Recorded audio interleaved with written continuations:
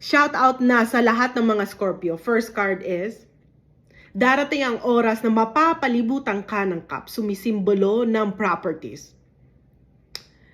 Itong tao na ito ay sumisimbolo ng financially stable. Marami ang taong tutulong sa iyo para matupad mo ang pagiging financially stable. Mapapalibutan ka ng cups, opportunity, at properties sa iyong buhay. Magiging mayaman ka, mga Scorpio. Sa pangalawang baraha, dadaan ka sa pusong tusok-tusok. Pwede sa pag-ibig sa unang tusok o pangalawa sa kaibigan, pangatlo, pamilya. Ang mga taong iyong pinagkatiwalaan. Dadaan ka sa kalungkutan at kabiguan sa mga taong iyong minahal at pinagkatiwalaan sa iyong buhay. Mag-ingat ka, mga Scorpio, sa mga taong iyong pagkakatiwalaan. Kasi hindi mo alam kung sino ang totoo sa iyo. Pwede kang dumaan sa pagsubok na ito.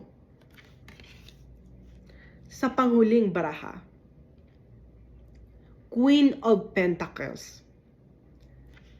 Isang reyna may kalungkutan sa kanyang muka. Dahil may kulang pa sa kanyang buhay at ang kulang na ito ay hindi material na bagay.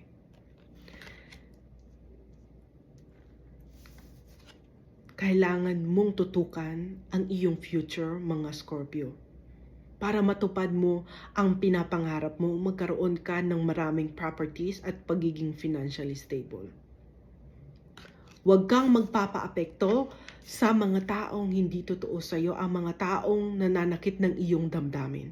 Kailangan mong lumaban sa iyong buhay, mga Scorpio. Kasi dumadaan ka sa kalungkutan, ito ang mga taong ito ay nagbibigay ng kalungkutan. Huwag mong hayaan na magpapaapekto sa mga taong ito para tuloy-tuloy ang pagpasok ng kasaganahan, properties, at pagiging financially stable, mga Scorpio.